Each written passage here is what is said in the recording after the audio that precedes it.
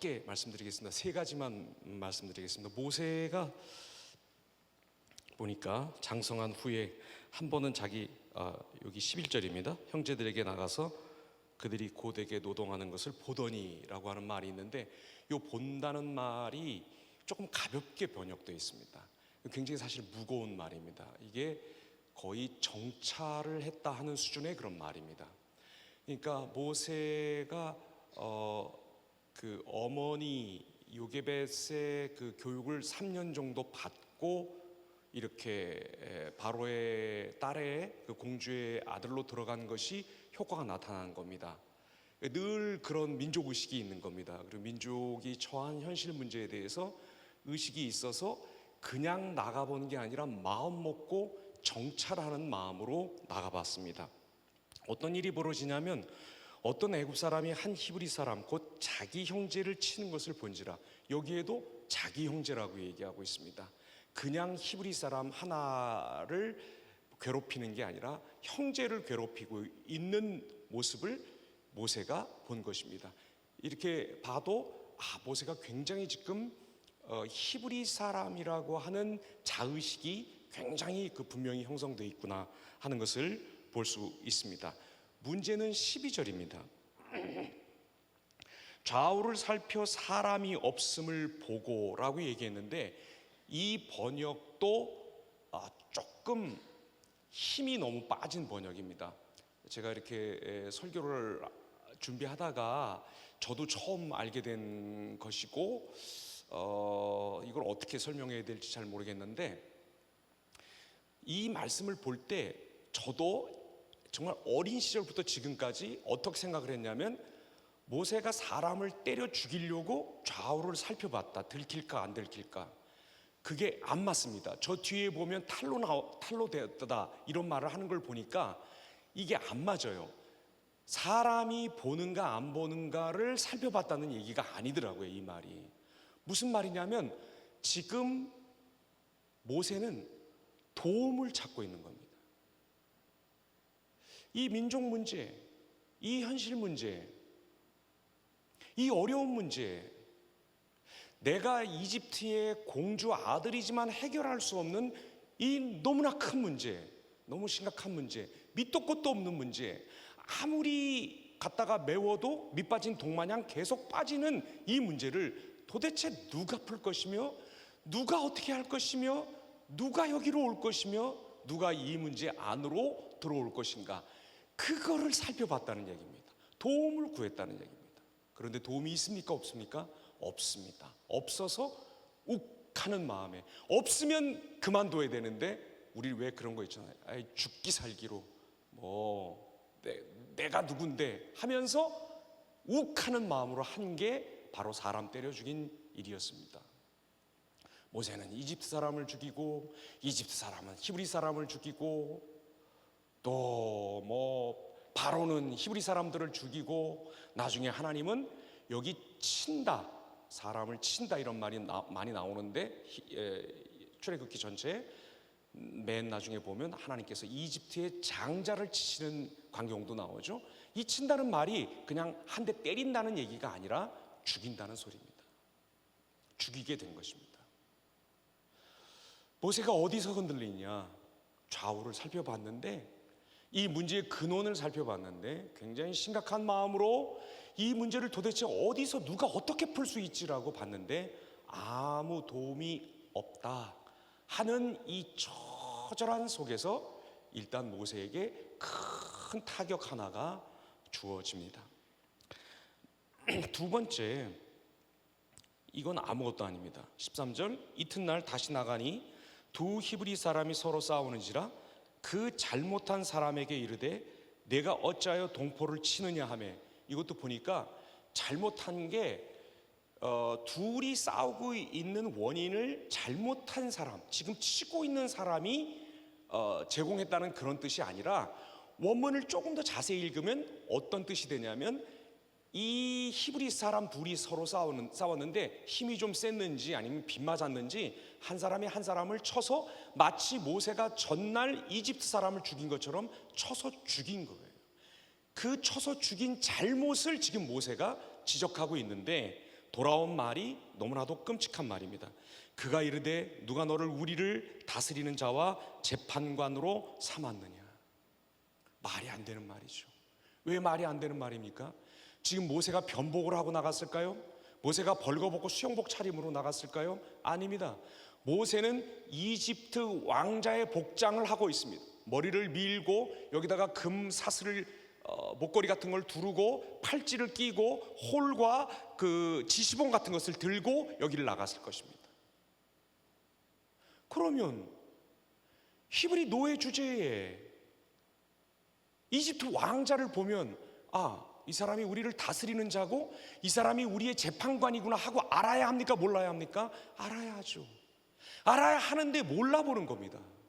아니, 모세의 약점, 내가 나도 죽이려고 하느냐? 어제 그렇게 죽이더니 나도 죽이려고 하느냐라고 하는 그 약점을 알고 있는 사람 앞에서 모세가 지금 덕지덕지 붙이고 있는 이집트 왕자라고 하는 그 가짜 정체성은 아무것도 아닌 것입니다.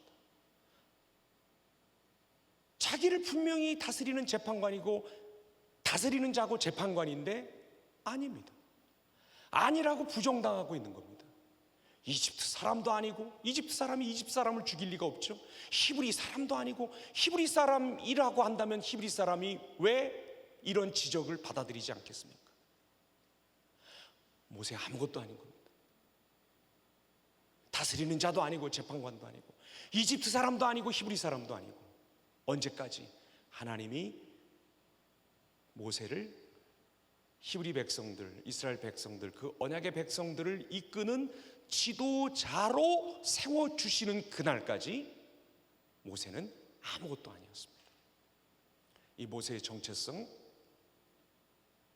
아무도 알아주는 사람 없는 이런 부정당한, 거절당한 정체성을 우리가 볼 수가 있습니다.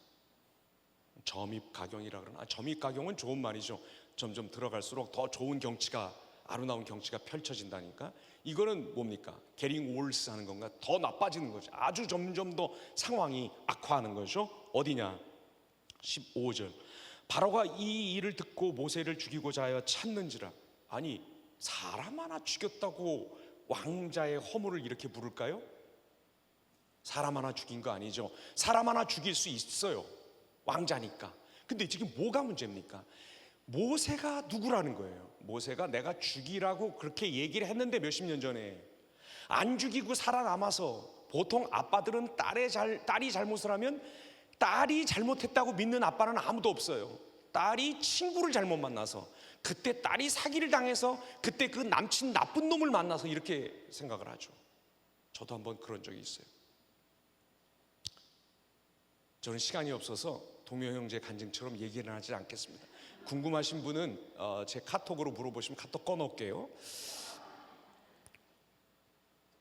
딸을 속였다고 본 거예요. 아니, 이 히브리 놈, 이 비천한 노예 놈이 감히 우리 딸을 속이고 여기 들어와가지고 그동안 애굽에, 이집트의 교육을 받고 좋은 거 다 누려, 알고 보니까 내가 죽이라고 했던 바로 그놈 아니야. 이게 왜 화를 냅니까? 사람을 죽여서가 아니라 나를 속여서. 내가 누군 줄 알고 그러면서 막 비행기 위에서 막 난리치고, KTX에서 뭐 난리치고, 애를 왜 낳냐, 갖다 버려라, 뭐 이런 우리 모습이죠, 우리 모습. 그렇게 되니까 모세가 어떻게 하냐면, 모세가 바로의 낯을 피하여 미디안 땅에 머물며 하루는 우물 곁에 앉았더라. 이 공간적으로 굉장히 먼 곳이죠. 미디안 광야가 어떤 곳이냐면, 미디안 땅이 이집트의 그 문명과, 이집트 왕국의 문명과 그 군대와 법이 안 닿기 시작하는 바로 그곳입니다. 거기까지 도망을 간 거죠. 지리적으로 멀고 사회적으로도 굉장히 낮아졌어요. 남자들은 우물 나가지 않습니다. 물을 기르러 가지 않습니다. 물 깃는 거는 전부 여자들이 하는 겁니다. 예수님 수가성 여인이 그랬듯이. 그런데 지금 우물가에 앉아있는 신세가 된 것입니다. 이집트 왕자에서 우물가에 앉아서 아무 할 일 없고 아무 방향도 없고 근거도 없는 사람으로 우물가에 앉아 있는 것입니다. 첫 번째는 도움이 없어서 무너지고, 두 번째는 거절당하고 의심당해서 무너지고, 세 번째는 아무 할 일이 없어서 드디어 우물가에 앉아 있는 것입니다. 그런데 이거는 우리의 관점입니다. 야, 이집트 왕자로서 국고성 짓는 일에 막 가서 감독하고 전쟁하고 그래야 되는 이집트의 왕자가 우물가에 앉아 있구나.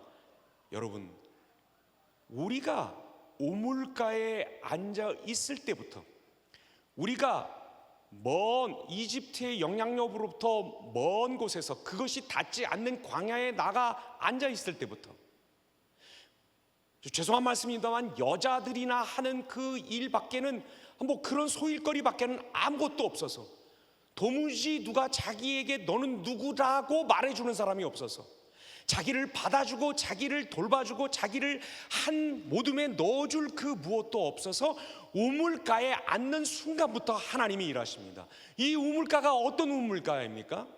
바로 야곱이 라헬을 만난 곳이 이 우물가입니다.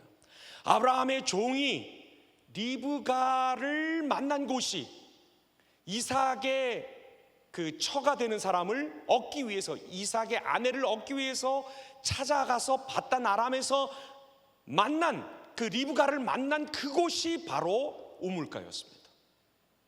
모세가 아브라함과 이삭과 야곱의 하나님, 언약하신 하나님, 약속을 주신 하나님, 약속을 잊어버리지 않고 기억하시며 지키시는 하나님을 만나는 곳이 바로 우물가였습니다. 왕궁이 아니었습니다. 국고성을 건축하는 건축 현장이나 용맹을 떨칠 수 있는 전장이 아니었습니다. 아무것도 할 수 없고 어디에도 속하지 않는 한 나그네로서 우물가에 앉아 있을 때 아브라함과 이삭과 야곱의 하나님이 찾아오신 것입니다. 찾아오셔서 바로 아브라함과 이삭과 야곱의 하나님이 그의 하나님이 되어주시고, 그들에게, 그 족장들에게 하셨던 그 약속과 그 일들을 행하시는 하나님으로서 자기 자신을 보여주시면서 드디어 모세의 뭐라 그래야 되나, 모세를 받으시고 모세를 안으시는 것입니다. 이제 이 일이 시작되고 있는 것입니다. 주위를 둘러보면 아무 도움도 없고, 참 오늘 기도하신 자매님도 그렇고 동명제 간증을 들으면서 정말 세상에 제일 슬픈 일 가운데 하나가 남들 잘 되라고 내가 밑바닥 깔아주는 살밖에는 살지 못하는, 그게 정말 참 슬픈 일인데 굉장히 저는 그게 마음에 와서 많이 닿더라고요. 왜냐하면 내가 그렇게 살고 있기 때문에. 저도 정말 뭐 이렇게 바닥 까는 삶을 살고 있어요. 참 그게 슬프고, 힘이 좀 있으면 억울하고, 힘이 좀, 그 힘마저도 없으면 굉장히 슬픕니다. 뭘 하고 싶은 게 없어져요. 장기적인 계획을 절대 세울 수가 없습니다. 이걸 벗어나기 위해서 내가 뭘 어떻게 해봐야지. 바닥 까는 인생 사는 사람들은 그런 생각을 할 수가 없습니다. 오른쪽을 둘러봐도 왼쪽을 둘러봐도 교회에서 말하는 대로 하늘을 봐도 없습니다. 하지만 여러분, 낙심하지 말기를 바랍니다. 왜? 이사야서 59장 14절 16절에 이런 말씀이 나옵니다. 성실이 없어짐으로 악을 떠나는 자가 탈취를 당하는도다. 여호와께서 이를 살피시고 그 정의가 없는 것을 기뻐하지 아니하시고, 사람이 없음을 보시며 중재자가 없음을 이상히 여기셨으므로 자기 팔로 스스로 구원을 베푸시며 자기의 공의를 스스로 의지하사. 좌우를 둘러봤는데 아무도 없을 때, 너는 누구냐고, 내가 언제 너를 그런 자로 만들었냐고, 너는 여기 속한 자가 아니라고 우리를 거절할 때, 우물가 밖에는 가서 걸터 앉아 있을 때가 이 세상 한 군데도 없을 때, 하나님이 그 좌우에 사람이 없음을 보시고 우리에게 오실 것입니다. 잘 안 믿기죠? 그렇죠? 그러나 하나님은 이런 하나님이십니다. 다 같이 나누시겠습니다.